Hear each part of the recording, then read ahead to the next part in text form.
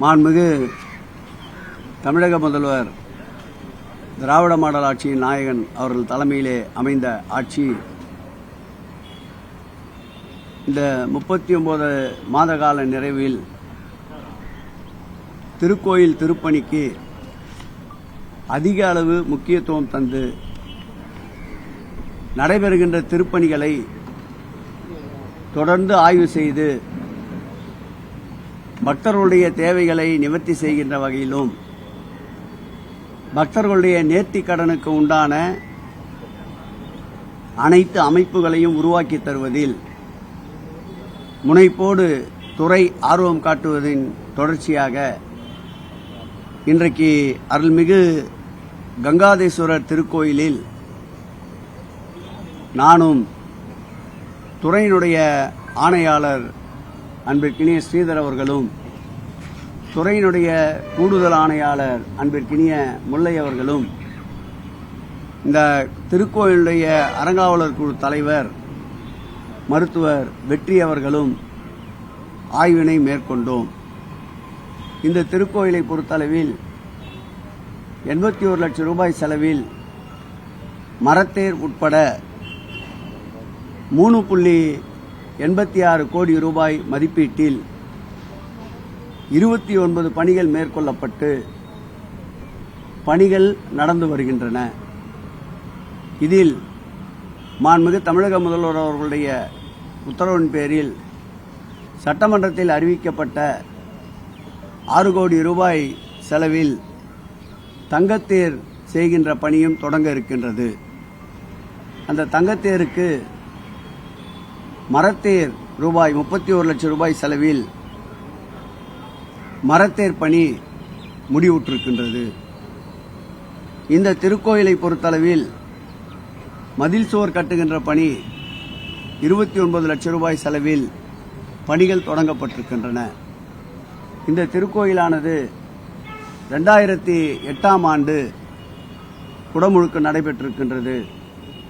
ஆகம விதிகள் படி 12 ஆண்டுகளுக்கு ஒரு முறை நடைபெற வேண்டிய இந்த பணியை இந்த ஆட்சி ஏற்பட்ட பிறகு 1/2/2023 அன்று இந்த திருக்கோயிலுடைய திருப்பணிகள் துவக்க விழா பாலாலயம் எனப்படுகின்ற விழாவில் பங்கேற்று இந்த பணிகளை துவக்கி வைத்தோம்.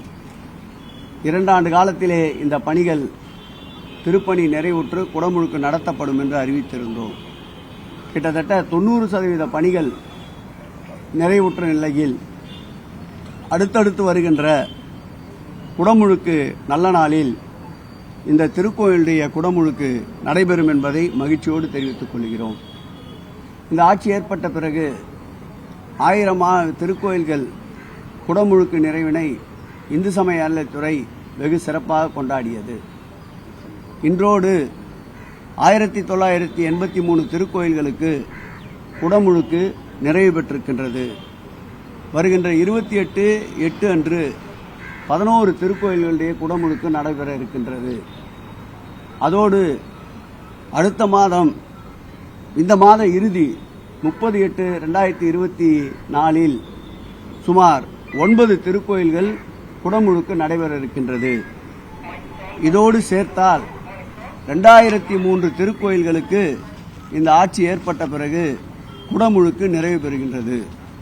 30ஆம் தேதி நடைபெறுகின்ற குடமுழுக்கில் துறையினுடைய அமைச்சர் என்ற வகையில் 2000 திருக்கோயில்கள் நிறைவு பெற்றதை குறிக்கின்ற வகையில் நானும் அந்த குடமுழுக்கில் பங்கேற்க இருக்கின்றேன். திராவிட மாடல் ஆட்சியின் நாயகன் மாண்புமிகு தமிழக முதல்வர் தலைமையில் அமைந்த இந்த ஆட்சியில் 39 மாத காலங்களில் 2000 குடமுழுக்குகளை தாண்டியது ஒரு இந்து சமய அறநிலையத்துறையின் வரலாற்றில் ஒரு மிகப்பெரிய செய்தி என்பதை உங்களுக்கு பதிவிட கடமைப்பட்டிருக்கின்றேன். அந்த வகையில் இந்த ஆட்சி ஏற்பட்ட பிறகு இதுவரையில் மீட்கப்பட்ட நிலம் 6850 ஏக்கர் நிலம் இதுவரையில் மீட்கப்பட்டிருக்கின்றது. இந்த நிலங்களுடைய மதிப்பு 6770 கோடியே 36 லட்சம் பெருமானமுள்ள நிலங்கள் மீட்கப்பட்டிருக்கின்றன. இந்த ஆட்சி ஏற்பட்ட பிறகு நில அளவை என்ற ஒரு திட்டத்தை தொடங்கினோம். ரேவர் கருவியின் வாயிலாக திருக்கோயிலுடைய நிலங்களை அளந்து அந்த வரைபடத்தை தயாரித்து அந்த இடத்தில் HRNC என்ற கல் பதிக்கின்ற பணியை மேற்கொண்டிருந்தோம். அந்த வகையில் இதுவரையில் 1,71,730 ஏக்கர் இதுவரையில் நில அளவீடு செய்யப்பட்டு நில அளவீடு கற்கள் பதிக்கப்பட்டிருக்கின்றன. இந்த வகையில் இந்த ஆட்சி ஏற்பட்ட பிறகு பெருமளவில் குடமுழுக்குகள் என்பது நாள்தோறும் மகிழ்ச்சியோடு பக்தர்கள் கொண்டாடப்படுகின்ற அளவிற்கு நடந்து வருகின்றன. குறிப்பாக தமிழ் கடவுளான முருகக் கடவுளுக்கு இதுவரையில் இந்த ஆட்சி ஏற்பட்ட பிறகு 72 திருக்கோயில்களில் முருகப்பெருமான் திருக்கோயில் மாத்திரம் குடமுழுக்கு நடைபெற்றிருக்கின்றது. பெருந்திட்ட வரைவின் கீழ் 7 முருகர் திருக்கோயில்கள் எடுக்கப்பட்டு சுமார் 859.82 கோடியில் திருப்பணி நடந்து கொண்டிருக்கின்றது. குறிப்பாக சொல்ல வேண்டுமென்றால் திருச்செந்தூரில் பெருந்திட்ட வரைவின் வாயிலாக 300 கோடி ரூபாய் செலவில் மாபெரும் திருப்பணி நடந்து கொண்டிருக்கின்றது.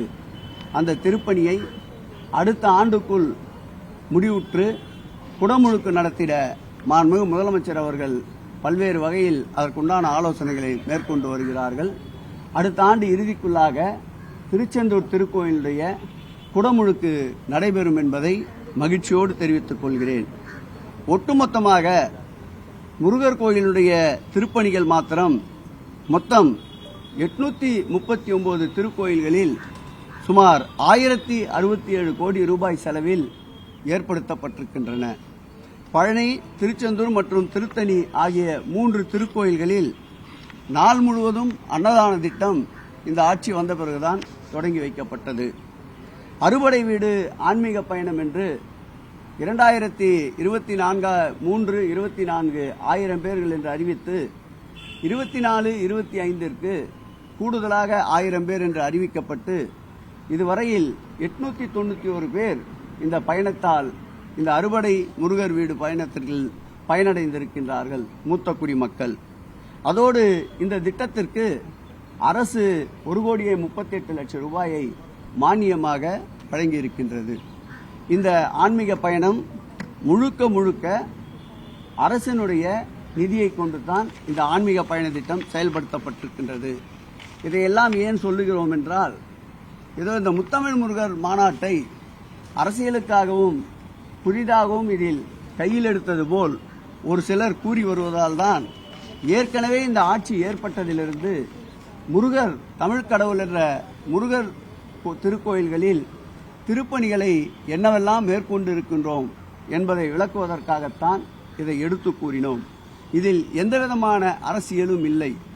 பக்தர்கள் மகிழ்ச்சியோடு இறைவனை தரிசனம் செய்வதற்கு தேவையான அடிப்படை வசதிகள் ஆகமப்படி 12 ஆண்டுகளுக்கு ஒரு முறை நடைபெற வேண்டிய குடமுழுக்குகளை துரிதப்படுத்துகின்ற பணி, அந்த குடமுழுக்குகளுக்கு தேவையான நிதியை பொதுமக்களிடமிருந்தும் உபயதாரிடமிருந்தும் அதேபோல் திருக்கோயில் நிதியிலிருந்தும் அரசு நிதியிலிருந்தும் பெருமளவு எந்த இடத்திலும் கீஞ்சிட்டும் தவறுக்கு இடம் தராமல் நேர்த்தியோடு இறைவன் புகழ் பாடுகின்ற ஒரு ஆட்சி இதுவரையில் தமிழகத்திலே அமைந்திருக்குமானால் அது நம்முடைய தமிழக முதல்வர் அன்பிற்கினிய தளபதி அவர்கள் தலைமையிலே அமைந்த ஆட்சிதான் என்பதை பெருமிதத்தோடு இந்து சமய அறநிலைத்துறை சொல்லிக்கொள்ள கடமைப்பட்டிருக்கின்றது. இந்து சமய அறநிலைத்துறைக்கு வாழ்த்துக்களை தெரிவிச்சுக்கிறோம்.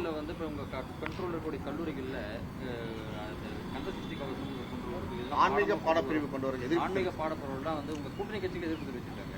கம்யூனிஸ்ட் விடுதலை சிறுத்தைகள் எல்லாமே எந்த ஒரு செயலாக இருந்தாலும் செய்யப்படுகின்ற நற்காரியங்களை விட இதுபோன்று மாற்று கருத்து வரும்போதுதான் அந்த செயல் இன்னும் உறுதிப்படுகிறது, தெளிவுபடுகிறது. இந்து சமய அறநிலைத்துறையை பொறுத்தளவில் முழுக்க திருக்கோயிலுடைய நிர்வாகத்திற்கு உட்பட்ட கல்லூரிகள், பள்ளிகளில்தான் இதை நாங்கள் துவக்கதாக அறிவித்திருக்கின்றோம். எங்கள் தீர்மானத்திலேயே தெளிவாக சொல்லியிருக்கின்றோம். முருகர் சம்பந்தப்பட்ட இலக்கியங்களில் முருகருடைய இலக்கிய புகழை அறிந்து கொள்வதற்காக அது சம்பந்தமான போட்டிகளை நடத்தி அதில் வெற்றி பெறுபவர்களுக்கு பரிசளிப்பு நிகழ்த்தப்படும் என்று கூறியிருக்கின்றோம். ஏற்கனவே திருக்கோயிலின் சார்பில் தொடங்கப்பட்ட இந்த ஆட்சி ஏற்பட்ட பிறகு துவக்கப்பட்ட 10 கல்லூரிகளில் 4 கல்லூரிகளுக்கு நீதிமன்றம் தடையில்லை என்று அறிவித்ததோடு அதில் சமயம் சார்ந்த வகுப்புகளை தொடங்க வேண்டும் என்று நீதிமன்றம் உத்தரவிட்டிருக்கின்றது. அதற்கேற்ப சமய சித்தாந்த வகுப்புகள் அந்த கல்லூரிகள் தொடங்கப்பட்டிருக்கின்றன. அதுபோல் துறையினுடைய இந்து சமய அறநிலையத்துறை கல்லூரிகளில்தான் இந்த சமய வகுப்புகள் துவங்கப்படும் என்று அறிவித்திருக்கின்றோமே தவிர அனைத்து கல்லூரிகளிலும் அல்ல. இது முழுக்க முழுக்க திருக்கோயிலுடைய நிதியிலிருந்து, திருக்கோயில் வருகின்ற பக்தர்களுடைய நன்கொடையிலிருந்து நடத்தப்படுகின்ற கல்லூரிகள் என்பதால் அந்த கல்லூரி சார்ந்திருக்கின்ற, அந்த கல்லூரியிலே பயிலுகின்ற விருப்பமுள்ள மாணவர்களுக்கு இந்த பயிற்சி வகுப்புகள் நடத்துவது என்று திட்டமிட்டிருக்கின்றோம். ஆகவே இது குறித்தும் நம்முடைய விடுதலை சிறுத்தை கட்சியில இருந்து கூறிய கருத்துக்களுக்கு அவரிடம் விளக்கம் அளித்திருக்கின்றோம். அதேபோல் கம்யூனிஸ்ட் இயக்க தலைவர் மதிப்புக்குரிய ஐயா பாலகிருஷ்ணன் அவர்களிடத்திலும் இது குறித்து விளக்கம் அளித்திருக்கின்றோம். இந்த முத்தமிழ் முருகர் மாநாடு என்பதற்கு தெளிவான விளக்கங்கள் மாநாட்டிலே எடுத்து சொல்லப்பட்டிருக்கின்றன. இது தமிழ் கூறும் நல்லுலகம், தமிழ் கடவுளாக முருக கடவுளை ஏற்றுக்கொண்டிருக்கின்ற ஒரு நல்ல ரம்மியமான சூழ்நிலையில் அந்த முருகருக்கு இந்த மாநாடு என்பது வரலாற்றின் ஒரு மைல்கல். கார் உள்ளளவும் கடல் நீர் உள்ளளவும் எப்படி முருகன் புகழ் இருக்குமோ அதேபோல் இந்த ஆட்சியில் முருகனுக்காக எடுக்கப்பட்ட மாநாட்டினுடைய புகழ் ஒட்டுமொத்தமாக எங்களுடைய உயிரினும் மேலான அன்பு தலைவர் முதல்வர் அவர்களுக்கு காலம் தொட்டு இந்த புகழ் அவரை சாரும். இது ஒரு வரலாற்று சிறப்புமிக்க நிகழ்ச்சி.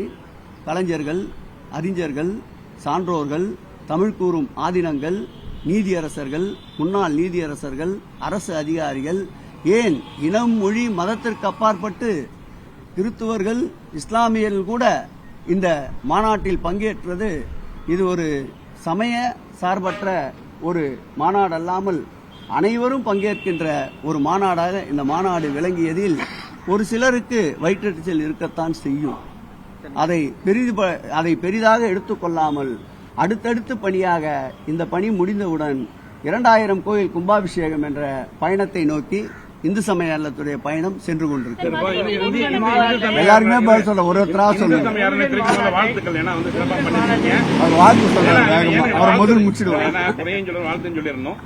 நீங்க வந்து எப்படி வந்து இந்த சிவராத்திரிக்கு வந்து ஈஸ்வரன் கோயில் எல்லாம் வழிபட்டு அதே மாதிரி முருகன் மாநாடு சிறப்பாக நடத்தி முடிச்சிட்டீங்க. அடுத்த புரட்டாசி மாதம் பொறுத்த வரைக்கும் இந்த பெருமாள் கோயில்ல வந்து எத்தனை கோயிலுக்கு அந்த இது பண்ண போறீங்க? சாமி அந்த மாதிரி பண்ண போறீங்க? நீங்கள் கேட்பதற்கு முன்பாகவே திட்டமிடுகின்ற அரசு இந்த அரசு என்பதற்காக சொல்லுகிறேன். இந்த ஆட்சி தொடங்கப்பட்ட பிறகுதான் மானசேவர் போன்ற தலங்களுக்கு ஆன்மீக பயணம் மேற்கொள்பவர்களுக்கு வழங்கப்படுகின்ற நிதியை அதிகரித்த ஆட்சி இந்த ஆட்சி.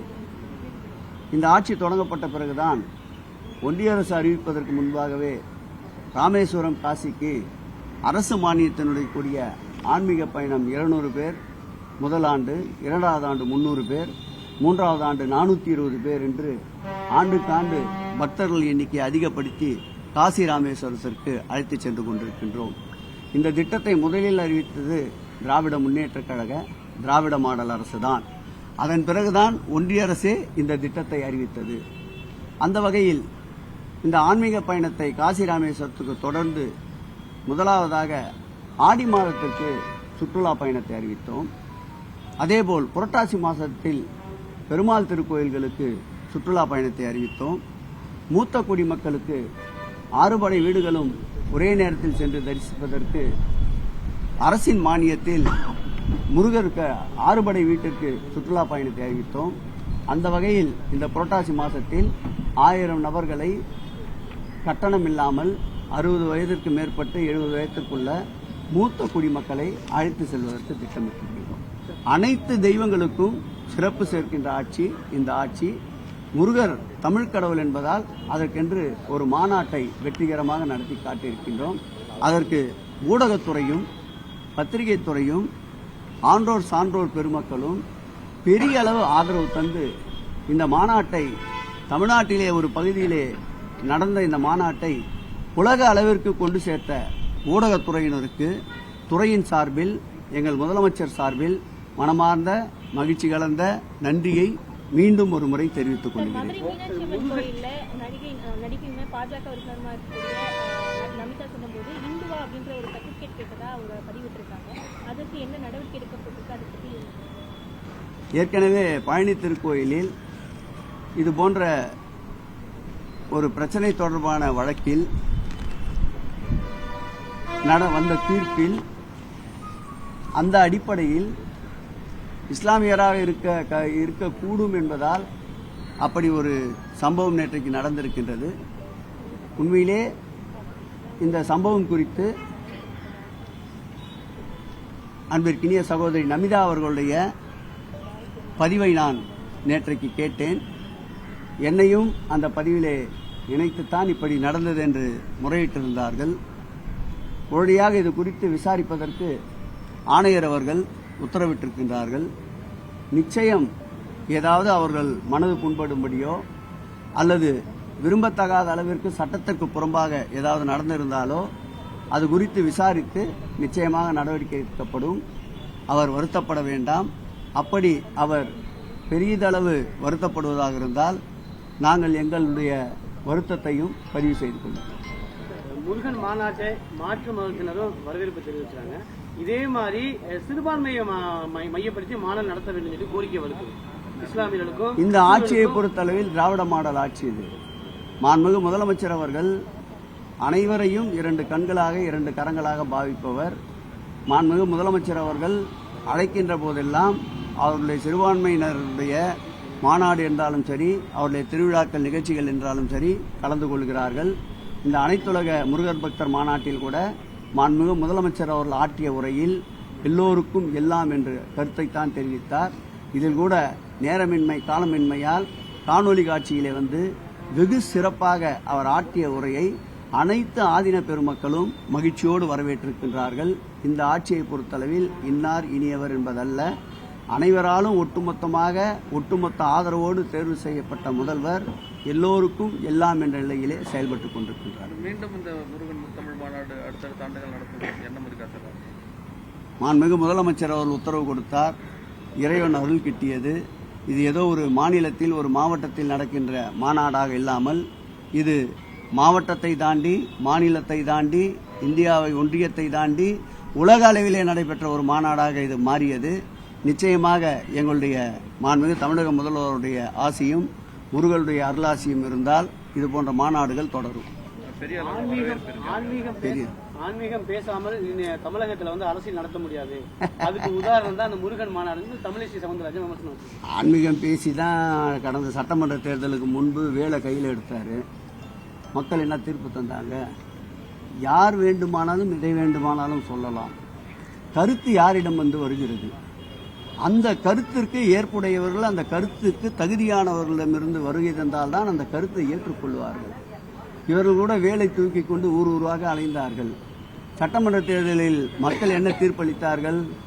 இதற்கெல்லாம் முழுமுதற் பொருளாக விளங்குபவர் மாண்புமிகு தமிழக முதல்வருடைய கையிலே இந்த ஆட்சி அதிகாரத்தை ஒப்படைத்தால்தான் முருகர் கடல் கடந்து பல நாடுகளுக்கு அவருடைய பெருமையும் தமிழுடைய பெருமையும் கொண்டு சேரும் என்பதால் தான் முருகரை முருகராகவே பல தெய்வங்களுடைய அருளோடு அவர்களை ஏற்றுக்கொள்ளாமல் மாண்புமிகு முதலமைச்சர் அவர்களை ஏற்றுக்கொண்டு முதலமைச்சராக ஆக்கினார்கள். 2024 நாடாளுமன்ற தேர்தலுக்கு முன்பு கூட பல்வேறு வகையில் ஆன்மீகத்தை கையில் எடுக்க முனைந்தார்கள். ஆன்மீகத்தை சிறப்பான வகையிலே வழிநடத்துபவர் மாண்புமிகு தமிழக முதல்வர் என்பதால் தான் மீண்டும் 2024 அவருடைய கருத்துக்களை புறக்கணித்து மாண்புமிகு தமிழக முதலமைச்சருடைய கரங்களை வலுப்படுத்தினார்கள். ஆக யார் வேண்டுமானாலும் எந்த கருத்தை வேண்டுமானாலும் கூறலாம். யாரிடமிருந்து அந்த கருத்து வருகிறது என்பதுதான் முக்கியம். ஆகவே இவர்கள் சொல்வதை போலல்ல, ஆன்மீகம் வேறு, அரசியல் வேறு.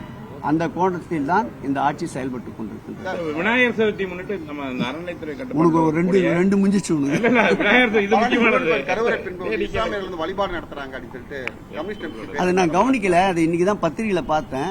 அவர்கிட்ட இது தொடர்பாக கேட்டுட்டு அப்புறம் பேசுறேன். ஆனா இந்த மாநாட்டில் இஸ்லாமிய பெருமக்களும் கலந்துக்கிறாங்க. அது ஒரு சிறப்புக்குரியது. சமய சார்பற்ற மாநாடு எல்லாம் கலந்துட்டு நீங்களே சொல்லியிருந்தீங்க. ஆனா வந்து கே பாலகிருஷ்ணன் சொல்லும்போது வந்து அரசு வந்து ஒரு மதத்தை வந்து பரப்புற செயல்பாடுல இருக்கு. இது மதத்தை பரப்புவதல்ல. அவர் ஒரு பெரியவர், ஒரு கட்சியுடைய தலைவர். அவருக்கு பதிலுக்கு பதில் கூறுகின்ற அளவிற்கு என்னுடைய உயரம் இல்லை. அவரிடம் இது குறித்து கைபேசியில் பேசினேன். ஆகவே அந்த பிரச்சனை முடிவுக்கு வந்துவிட்டது. அடுத்த பிரச்சனையை நோக்கி சென்று கொண்டிருக்கின்றோம். அவரும் சிறந்த மனிதர், இந்த ஆட்சிக்கு ஆதரவு தருபவர், தோழமையில் இருப்பவர், பெரியவர், மூத்தவர், நன்றாக அனைத்தையும் அறிந்தவர். தில்லை நடராஜர் கோயிலில் கூட தீட்சதலை எதிர்த்து கடுமையாக போராட்ட களத்தில் நின்று கொண்டிருப்பவர். அவரையும் எப்போதும் போல் எங்களை ஆதரிப்பவர். அவர் பெரியவர். அவர் கருத்தையும் பதிவு செய்து கொள்கிறோம், உள்வாங்கிக் கொள்கிறோம். இப்ப பெண்கள் அதிகமாக விரும்புவது அம்மன், அதனால வந்து மீண்டும் அம்மன் மாநாடு தமிழகத்தில் நடக்கக்கூடிய வாய்ப்பு இருக்கு. ஏன்னா முருகனுக்கு மாநாடு நடத்துறதும் அது எல்லாரும் அதிகமா வந்து அதை காட்டிலும் முருகனை காட்டிலும் அதிகமா பெண்கள், அதுவும் தமிழ்ல மாரியம்மன் இருக்காங்க, காளியம்மன், எல்லா அம்மன் இருக்காங்க. அப்ப எப்ப மாநாடு நடத்துற மாதிரி? அதாவது அம்மன் திருக்கோயில்களில் இந்த ஆட்சி வந்த பிறகு முதலில் 108 சுமங்கலி பெண்களுக்கு விளக்கு பூஜையை தொடங்கிய ஆட்சி இந்த ஆட்சி. 1000 ரூபாய் ஒருவருக்கு செலவு என்ற விகிதத்தில் 200 ரூபாயை அவர்களுக்கு கட்டணமாக வாங்கிக் கொண்டு 800 ரூபாயை திருக்கோயில் சார்பாக செலவு செய்து மாதந்தோறும் 108 பெண்களுக்கு 17 திருக்கோயில்களில் இந்த விளக்கு பூஜையை ஆரம்பித்த ஆட்சி இந்த ஆட்சி. ஆகவே அம்மன் கோயிலை பொறுத்தளவில் அதிக அக்கறையோடு அம்மன் கோயிலுடைய திருப்பணிகள், சமயபுரத்திற்கு வருகின்ற லட்சக்கணக்கான மக்களுக்கு முடிவுறாமல் இருந்த 7 நிலை கோபுரத்தை பணிகளை முடித்து குடமுழுக்கு நடத்திய ஆட்சி இந்த ஆட்சி. அதேபோல் பெருந்திட்ட வளாக பணிகளில் கியூ காம்ப்ளெக்ஸ் என்று சொல்லப்படுகின்ற கியூ வரிசைக்கு தேவையான அனைத்து வசதிகளையும் ஏற்படுத்தி அதை திறந்து வைத்த ஆட்சி இந்த ஆட்சி. நம்முடைய அன்பழகன் அவர்கள் இந்த கங்காதீஸ்வரர் கோயிலே இந்த கருத்தை சொன்னார் என்று இந்து சமய அறநிலையத்துறை பதிவு செய்து கொள்கிறது. அதற்குண்டான முயற்சிகளை வருங்காலத்தில் எடுப்பதற்குண்டான முயற்சிகளை முழு மனதோடு எடுப்பதற்கு நடவடிக்கை மேற்கொள்ளப்படும். நாளாய்ச்சி முருகன் மாநாடு வந்து வகுப்புவாதத்தை வலுப்படுத்தும் அப்படின்னு சொல்லியிருக்காங்க. அதான் நான் சொன்னது போல் அனைவரையுமே எங்களை சார்ந்தே கருத்துக்கள் சொல்ல வேண்டும் என்று நாங்கள் நினைப்பவர்கள் அல்ல. இது ஜனநாயக நாடு, சுதந்திர நாடு. எல்லா கருத்துக்களையும் ஏற்றுக்கொள்வோம். அவர்கள் சொல்லுகின்ற கருத்துக்களை எந்த வகையில் உண்மை இருக்கிறது என்பதை லாவாணி பாடாமல் அவர்களிடமே நேரடியாகவே, இது அதற்காக அல்ல, இது கல்லூரிகள், பள்ளிகளில் இதுபோன்று சமய வகுப்புகளை தான் தொடங்குகிறோம், அனைத்து பள்ளிகளிலும் அல்ல, அனைத்து கல்லூரியிலும் அல்ல என்பதை விளக்கமாக கூறிவிட்டோம். ஆகவே சிறப்பாக நடந்த ஒரு மாநாட்டில் இப்படிப்பட்ட சில தம்பி உனக்குதாம்மா சிறப்பாக நடைபெற்ற மாநாட்டில் மேலை நாட்டினவர் மாத்திரம் 780 பேர் பங்கேற்றிருக்கின்றார்கள். 780 பேர்.